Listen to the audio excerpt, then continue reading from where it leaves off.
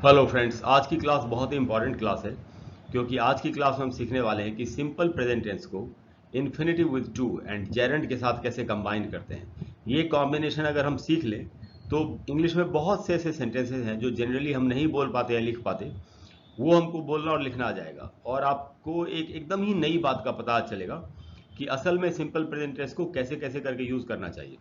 तो दोस्तों, ये कॉम्बिनेशन सीखने के पहले कि सिंपल प्रेजेंट टेंस को infinitive with to and Geraint के साथ कैसे कंबाइन करते हैं, थोड़ा सा एक ओवरव्यू हम ये ले लेते हैं कि सिंपल प्रेजेंट टेंस होता ही क्या है, टेंस क्या होता है और सिंपल प्रेजेंट टेंस क्या है। तो देखिए, टेंस के बारे में जो पहली बात यहाँ पर बताई गई है वो ये है कि tense is a part of verb. Tense verb का ही हिस्सा होता है, उसकी एक सब कैटेगरी है। उसके बाद है point number 2, tense is used to tell और know about the time of an action.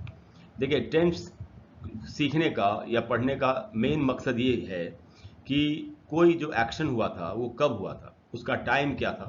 तो एक्शन पहले पास्ट में हुआ था या प्रेजेंट में हो रहा है या फ्यूचर में होगा।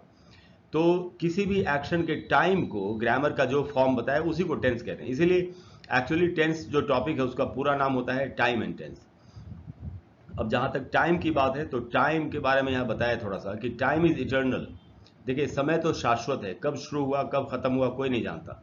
No one knows when it started, समय कब शुरू हुआ, and when it will end, कब खत्म होगा, ये हमें से किसी को नहीं मालूम होता। देयरफॉर इसीलिए time is divided into three parts, तीन हिस्सों में टाइम को बांटा गया है। To know the exact time of an action, किसी टाइम के बिल्कुल, किसी एक्शन के बिल्कुल सही टाइम को समझने के लिए इंसानों ने, हम लोगों ने टाइम को तीन हिस्सों में बांटा और वो तीन हिस्से हम जानते ही हैं, प्रेजेंट, पास्ट एंड फ्यूचर। तो सिंपल प्रेजेंट टेंस क्या होता है, सिंपल प्रेजेंट टेंस का ऐसा नाम ही क्यों है? तो देखिए, ये बात यहाँ पर बताई गई है कि अच्छा, इसको आप सिंपल प्रेजेंट को प्रेजेंट सिंपल भी कह सकते हैं। कुछ बुक्स में सिंपल प्रेजेंट लिखा होता है, कुछ बुक्स में प्रेजेंट सिंपल लिखा होता है, कुछ बुक्स में प्रेजेंट इंडेफिनिट लिखा होता है। तीनों की एक ही मीनिंग है, इसलिए कंफ्यूज नहीं होना चाहिए।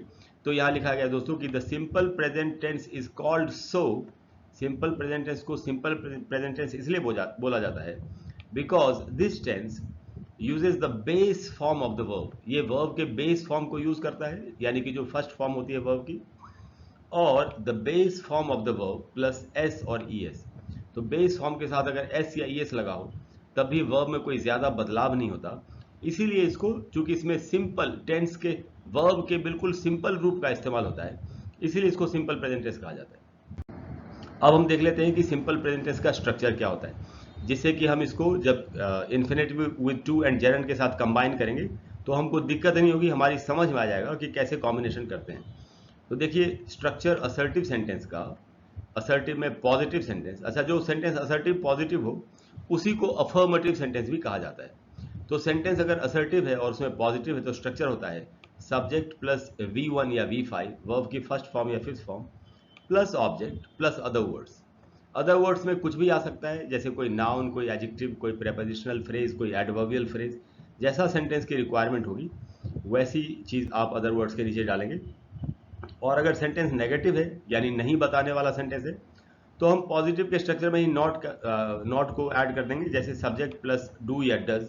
और इसमें डू और डज का भी इस्तेमाल होगा। डू और डज का के तो बहुत सारे यूजेस हैं, उनमें से एक यूज ये भी है कि नेगेटिव सेंटेंसेस बनाने के लिए डू या डज का इस्तेमाल होता है। तो सब्जेक्ट प्लस डू या does plus not plus V1, अगर आप डू या डज का इस्तेमाल करेंगे तो आपको उसके साथ वर्ब की फर्स्ट फॉर्म का इस्तेमाल करना चाहिए, plus object plus other words.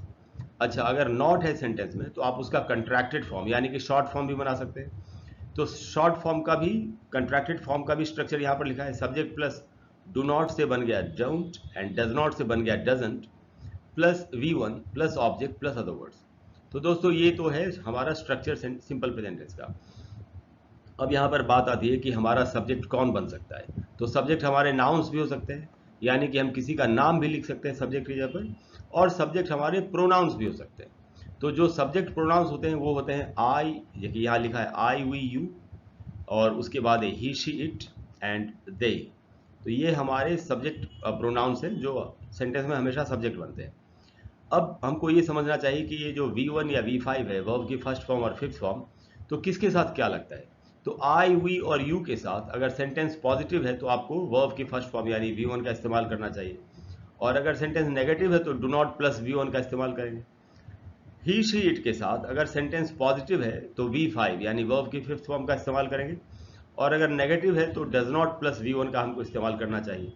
और दे के साथ अगर सेंटेंस पॉजिटिव है तो आपको वर्ब की फर्स्ट फॉर्म यानी V1 का इस्तेमाल करना चाहिए, और अगर नेगेटिव है तो डू नॉट प्लस V1 का इस्तेमाल करेंगे। तो ये दोस्तों ये तो है स्ट्रक्चर।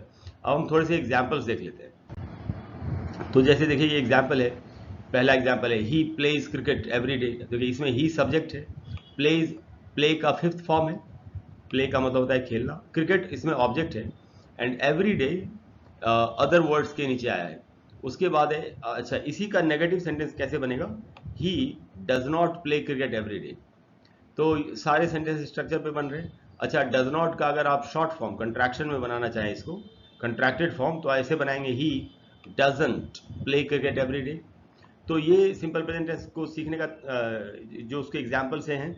अच्छा जो सेंटेंस नंबर 4 है वो है शी डांसेज वेल। तो शी के साथ डांस का फिफ्थ फॉर्म, शी के साथ फिफ्थ फॉर्म लगता है ही शीट के साथ, तो डांस का फिफ्थ फॉर्म डांसेस का इस्तेमाल हुआ है। वेल एक एडवर्ब है जो अदर वर्ड्स के नीचे आया। इस सेंटेंस में ऑब्जेक्ट नहीं है क्योंकि डांस एक इनट्रांजिटिव वर्ब है। इनट्रांजिटिव वर्ब में ऑब्जेक्ट उसको चाहिए नहीं होता, ऑब्जेक्ट उस वर्ब को चाहिए जो ट्रांजिटिव वर्ब है। अच्छा उसके बाद है sentence number 5, Radha smiles beautifully, कि राधा बड़ी खूबसूरती से मुस्कुराती है। इसमें राधा हमारा सब्जेक्ट है, स्माइल का फिफ्थ फॉर्म राधा शी की जगह पर इस्तेमाल हुआ है, शी के साथ वर्ब की फिफ्थ फॉर्म लगती है इसलिए स्माइल का फिफ्थ फॉर्म लगाया राधा के साथ। ब्यूटीफुली एक एडवर्ब है जो अदर वर्ड्स के नीचे आया। कोई किसी काम के बारे में बता रहा है, इट सीम्स इम्पॉसिबल, कि ये काम तो असंभव दिखाई पड़ता है, इसमें इट सब्जेक्ट है। सीम का मतलब होता है दिखना या लगना या प्रतीत होना, तो उसकी फिफ्थ फॉर्म सीम्स का इस्तेमाल हुआ। इम्पॉसिबल अदर वर्ड्स के नीचे आया जो कि एक एडजेक्टिव है। अच्छा उसके बाद है sentence number 7, it rains daily nowadays या दीज डेज, कि इन दिनों रोज बारिश होती है ऐसा कोई बता रहा है। नाउ डेज का भी मतलब होता है इन दिनों, एंड दीज डेज का भी मतलब होता है इन दिनों। इट इसमें सब्जेक्ट है, रेन का फिफ्थ फॉर्म रेन्स का इस्तेमाल हुआ है। तो ऐसे बनते हैं सिंपल प्रेजेंट टेंस के सेंटेंसेस। अब हमको ये सीखना है कि हम इसी स्ट्रक्चर के साथ infinitive with to and Geraint को कैसे कंबाइन करेंगे और कैसे हम तरह तरह के सेंटेंसेस बोल सकते हैं। तो अब है दोस्तों combination with infinitive with to and Geraint. अब देखिए infinitive with to and Geraint को समझने के लिए पहले हम एक आध सेंटेंस को देख के समझते हैं कि असल में क्या कहा जा रहा है। देखिए एक सेंटेंस है, ये एक नॉर्मल सेंटेंस है सिंपल प्रेजेंट टेंस का, आई लव आइसक्रीम। इस सेंटेंस में आई सब्जेक्ट है, लव वर्ब है, और आइसक्रीम एक नाउन है और ऑब्जेक्ट है। यहाँ ब्रैकेट में लिखा भी है आइसक्रीम एक नाउन है जो कि ऑब्जेक्ट है। सेंटेंस किसी भी सेंटेंस में सब्जेक्ट या ऑब्जेक्ट जो बनते हैं वो नाउन्स या प्रोनाउंस ही बनते हैं, ये हम सभी जानते हैं। अच्छा दूसरा सेंटेंस अगर आप देखें तो ये है आई लव टू डांस। अब टू डांस वैसे तो वर्ब होता है, लेकिन इस सेंटेंस में आई लव टू डांस में टू डांस वैसे ही यूज हुआ है जैसे आइसक्रीम यूज हुआ है। यानी इस सेंटेंस, अच्छा इस सेंटेंस में कोई डांस तो नहीं कर रहा, कोई ये तो नहीं कह रहा आई एम डांसिंग, मैं डांस कर रहा हूँ। तो इस सेंटेंस में डांस का जो काम है यानी वर्ब का जो काम होता है कि वर्ब एक क्रिया होता है, तो यहाँ टू डांस वर्ब होते हुए भी वर्ब की तरह यूज नहीं हो रहा, क्रिया की तरह यूज नहीं हो रहा। तो ये एक्चुअली वैसे ही यूज हुआ है सेंटेंस में जैसे आइसक्रीम यूज हुआ है। यानी यहाँ पर ये टू डांस जो है ये वर्ब होते हुए भी नाउन का काम कर रहा है, और अगर ये नाउन का काम कर रहा है तो फिर इसमें नाउन के गुण आ जाएंगे, और नाउन के गुण होते हैं कि नाउन सब्जेक्ट के रूप में भी काम करता है, ऑब्जेक्ट के रूप में भी काम करता है। यानी यहाँ पर ये वर्ब टू डांस नाउन है, यानी नाउन का काम कर रहा है तो वर्ब नाउन का काम कर रहा है और ऑब्जेक्ट है। तो ये वही बात यहाँ ब्रैकेट में लिखी है कि टू डांस इसमें एक वर्ब नाउन है। ऐसा वर्ब जो सेंटेंस में नाउन की तरह काम करे उसको वर्ब नाउन या वर्बल कहते हैं, और ये इस सेंटेंस में ऑब्जेक्ट है। अच्छा आप अगर अगला सेंटेंस देखें तो ये है आई लव डांसिंग। इस सेंटेंस में भी डांसिंग भी एक वर्ब है, लेकिन इस सेंटेंस में भी डांसिंग वर्ब की तरह यूज नहीं हो रहा, नाउन की तरह यूज हो रहा है, और यही बात यहाँ लिखी है ब्रैकेट में। तो ये वर्ब नाउन इसको कहेंगे क्योंकि जो वर्ब सेंटेंस में नाउन की तरह काम करे उसको वर्ब नाउन कहते हैं, और ये भी इसमें ऑब्जेक्ट की तरह यूज हुआ है, डांसिंग वर्ड ऑब्जेक्ट की तरह यूज हुआ। अच्छा ये तो अभी हमने देखा कि कैसे to dance and dancing object की तरह यूज हो रहा है। आप इनको सब्जेक्ट भी बना सकते हैं क्योंकि ये वर्ब होते हुए भी नाउन का काम कर रहे हैं सेंटेंस में, तो नाउन सब्जेक्ट और ऑब्जेक्ट होता है, तो ये ऑब्जेक्ट अगर है तो सब्जेक्ट भी हो सकते हैं। जैसे जैसे एक एग्जाम्पल है म्यूजिक मेक्स मी हैप्पी। इसमें म्यूजिक तो नाउन है, कोई बता रहा है कि म्यूजिक से मुझे खुशी मिलती है, इस सेंटेंस में म्यूजिक नाउन है और इस सेंटेंस में वही सब्जेक्ट भी है। लेकिन अगर हम कहें इसी जैसे म्यूजिक मेक्स मी हैप्पी, वैसे हम बोल सकते हैं to dance makes me happy. Dance करना मुझे खुशी देता है, यानी डांस करने से मुझे खुशी मिलती है। इस सेंटेंस में टू डांस वैसे ही यूज हुआ है जैसे म्यूजिक यूज हुआ है। तो म्यूजिक तो नाउन है और टू डांस इस सेंटेंस में भी वर्ब होते हुए भी नाउन का काम कर रहा है, इसलिए इस सेंटेंस में टू डांस भी एक वर्ब नाउन है और इसमें सब्जेक्ट का काम कर रहा है। वैसे ही हम बोल सकते हैं डांसिंग मेक्स मी हैप्पी। तो डांसिंग भी इस सेंटेंस में वर्ब होते हुए भी नाउन का काम कर रहा है और सब्जेक्ट है, और मेक्स वर्ब की फिफ्थ फॉर्म है और मी उसका ऑब्जेक्ट है। तो वही बात लिखिए दोस्तों यहाँ ब्रैकेट में कि डांसिंग इस सेंटेंस में एक वर्ब नाउन है, यानी वर्ब होते हुए भी नाउन का काम कर रहा है और इस सेंटेंस में ये सब्जेक्ट है। तो अब यहाँ पर मैं आपको बता दूं कि टू डांस जो है वही है infinitive with to, and dancing जो है वो है जेरंड। तो हमको ये समझना चाहिए कि इन्फिनेटिव विथ टू क्या होता है असल में एंड जेरंड क्या होता है। तो हम बीच में अभी थोड़ी देर के लिए समझेंगे कि इन्फिनेटिव विथ टू क्या होता है एंड जेरंड क्या होता है, जिससे कि हम इनको सक्सेसफुली सिंपल प्रेजेंट टेंस के साथ कंबाइन कर सकें। अब देखिए दोस्तों यहाँ लिखा है वर्बल्स, यानी मैंने आपको बताया था अभी कि जो वर्ब सेंटेंस में वर्ब होते हुए भी नाउन का काम करे उसको वर्बल या वर्ब नाउन ऐसे कहते हैं। तो इंग्लिश में 3 वर्बल्स हैं, infinitive with to, gerund and participle. तो अब यहाँ पर वर्बल के बारे में लिखा है डिटेल में कि a verbal is a verb form. देखिए हमको ध्यान से समझना चाहिए कि एक वर्बल वर्ब का फॉर्म होता है that functions as a noun, adjective और एडवर्ब। तो वर्बल एक ऐसा वर्ब का फॉर्म है जो सेंटेंस में नाउन की तरह भी काम करता है, एडजेक्टिव की तरह भी काम करता है और एडवर्ब की तरह भी काम करता है। और there are 3 types of verbals, 3 तरह के वर्बल्स होते हैं। ये कौन कौन से? ये हैं इन्फिनेटिव्स, जेरंड्स एंड पार्टिसिपल्स। लेकिन आज की क्लास में, in today's class, we will talk about infinitives with to and infinitive with to and gerund. आज की क्लास में हम infinitive with to and gerund को सीखेंगे क्योंकि हमको इन्हीं को कंबाइन करना है सिंपल प्रेजेंट टेंस के साथ। तो देखिए इन्फिनेटिव क्या होता है, द इन्फिनेटिव। तो यहाँ लिखा है the infinitive is the base form of a verb. Verb का जो बेस फॉर्म होता है, यानी जो V1 होता है, पहली फॉर्म होती है वर्ब की, उसी को इन्फिनेटिव कहते हैं। And often preceded by two. Precede का मतलब है पहले आना ग्रामर की भाषा में। तो अगर वर्ब के पहले टू आया हुआ हो तो infinitive preceded by two is called infinitive with to. जिस वर्ब के पहले टू लगा हुआ हो उसी को इन्फिनेटिव विद टू कहते हैं, जैसे to dance, to sleep, to go, to eat. And the infinitive is a verb noun और अ वर्बल। और इन्फिनेटिव जो होता है यानी इन्फिनेटिव विद टू, ये एक वर्ब नाउन है, यानी सेंटेंस में ये वर्ब होते हुए नाउन का काम करता है, या इसको आप वर्ब नाउन भी कह सकते हो और वर्बल भी कह सकते हैं। जैसे एग्जाम्पल्स, जैसे पहले जो एग्जाम्पल्स लिखे थे, आई लव, इसमें आई सब्जेक्ट है, लव वर्ब है, एंड टू डांस, इसमें वर्ब होते हुए भी वर्ब का काम नहीं कर रहा, नाउन का काम कर रहा है।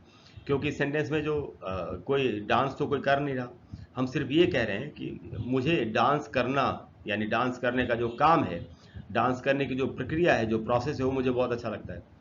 तो वही बात यहाँ नीचे लिखी है, in this sentence to dance has been used as the object of the verb love and functions like a noun. तो इस सेंटेंस में टू डांस वर्ब होते हुए भी सेंटेंस में ऑब्जेक्ट है और वो नाउन की तरह काम कर रहा है। और यहाँ पर फिर एक दूसरा सेंटेंस है, to dance makes me happy. तो टू डांस को इसमें सब्जेक्ट की तरह यूज किया, यही बात लिखी यहाँ पर। In this sentence to dance has been used as a subject of the verb make and functions like a noun. Noun का काम कर रहा है, वैसे ही जैसे हमने कहा था म्यूजिक मेक्स मी हैप्पी, वैसे ही तो वर्ब होते हुए नाउन का काम कर रहा है और सेंटेंस में सब्जेक्ट है। तो हमको ये सीखना चाहिए कि इन्फिनेटिव के कितने यूजेस होते हैं। तो देखिए एक एक करके सारे यूजेस आपको बताता हूँ। पहला यूज है as the subject of a verb. Sentence में ये सब्जेक्ट होता है, जैसे to find fault is easy. किसी में दोष ढूंढना, गलती किसी की निकालना बड़ा आसान है। तो टू फाइंड यहाँ पर इन्फिनेटिव विद टू और सेंटेंस में सब्जेक्ट की तरह यूज हुआ, नाउन की तरह। वैसे हम बोल सकते हैं टू विन इज एवरीथिंग। जीतना ही सब कुछ होता है जिंदगी में, हारने वालों की कोई पूछ नहीं होती, ऐसा कहा जा रहा है। तो टू विन यहाँ पर इन्फिनेटिव विद टू है और सेंटेंस में सब्जेक्ट का काम कर रहा है। उसके बाद है to dance makes me happy. ये सेंटेंस अभी हमने थोड़ी देर पहले भी देखा था। तो इसमें भी to dance infinitive with to है और सेंटेंस में सब्जेक्ट का काम कर रहा है। तो इन्फिनेटिव विद टू का एक यूज तो यही है कि ये सेंटेंस में सब्जेक्ट की तरह काम करता है, वर्ब के सब्जेक्ट की तरह। दूसरा यूज है as the object of a transitive verb. Transitive verb इसलिए लिखा हुआ है कि क्योंकि ट्रांजिटिव वर्ब्स का ही ऑब्जेक्ट होता है, इन ट्रांजिटिव वर्ब्स का कोई ऑब्जेक्ट नहीं होता। तो देखते हैं कि ऑब्जेक्ट की तरह कैसे यूज करेंगे। जैसे यहाँ पर है, I do not want to leave जैसे हम बोल सकते थे I do not want ice cream, तो आइसक्रीम वहाँ पर नाउन होता और ऑब्जेक्ट होता।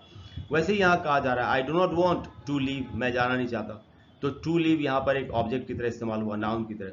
उसके बाद he likes to play cards, जैसे हम बोलते हैं ही लाइक्स आइसक्रीम, वैसे हम बोल रहे हैं he likes to play cards, तो टू प्ले यहाँ पर एक ऑब्जेक्ट की तरह इस्तेमाल हो रहा है। तो एक यूज था सब्जेक्ट के रूप में, एक यूज था ऑब्जेक्ट के रूप में। तीसरा यूज ये है कि as the complement of a verb.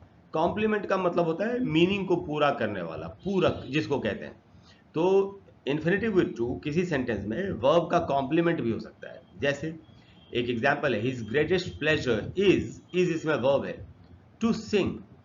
अगर हम यहाँ से टू सिंग हटा दें तो सेंटेंस की कोई मीनिंग ही नहीं बनेगी। टू सिंग जो है, इस ये जो वर्ब है इज इस सेंटेंस में, उसकी मीनिंग को पूरा कर रहा है कि सेंटेंस का मीनिंग है कि उसको सबसे ज़्यादा खुशी जो मिलती है वो गाने से मिलती है। His greatest pleasure is to sing. तो इस तरीके से वर्ब के कॉम्प्लीमेंट के रूप में भी ये यूज होता है इन्फिनेटिव विद टू। और उसके बाद है as the object of a preposition. अगर सेंटेंस में कोई प्रेपोजिशन है तो उसके ऑब्जेक्ट के रूप में भी आप इसको इस्तेमाल कर सकते हैं। जैसे किसी ने कहा the speaker is about, about यहाँ पर प्रेपोजिशन है और उसका ये ऑब्जेक्ट है टू बिगिन। अगर हम यहाँ टू बिगिन हटा दें तो सेंटेंस की कोई मीनिंग नहीं बनेगी। तो ये इस जो प्रेपोजिशन है अबाउट, उसका ये ऑब्जेक्ट है। तो the speaker is about to begin. और उसके बाद है दोस्तों, ये बहुत ही कमाल का यूज है एज एन ऑब्जेक्टिव कॉम्प्लीमेंट, कि एक ऑब्जेक्ट के कॉम्प्लीमेंट के रूप में भी काम कर सकता है। जैसे आई सॉ हिम डांस, मैंने उसे डांस करते हुए देखा। इसमें हिम ऑब्जेक्ट है और उसके कॉम्प्लीमेंट के रूप में डांस यहाँ पर इस्तेमाल हुआ है। अच्छा, यहाँ जो डांस है ये इन्फिनेटिव है, इन्फिनेटिव विद टू नहीं है। या ये इन्फिनेटिव विदाउट टू है। जिस इन्फिनेटिव यानी वर्ब की फर्स्ट फॉर्म में टू नहीं लगा हुआ हो उसको इन्फिनेटिव विदाउट टू कहते हैं। तो दोस्तों ये इन्फिनेटिव के सारे यूजेस थे। अब हम आते हैं कि जेरेंड क्या होता है। तो देखिए जेरेंड के बारे में कहा गया है कि the gerund is formed by adding ING to the verb. Verb में आईएनजी लगाएंगे, आईएनजी लगा करके आप जेरेंड बना सकते हैं।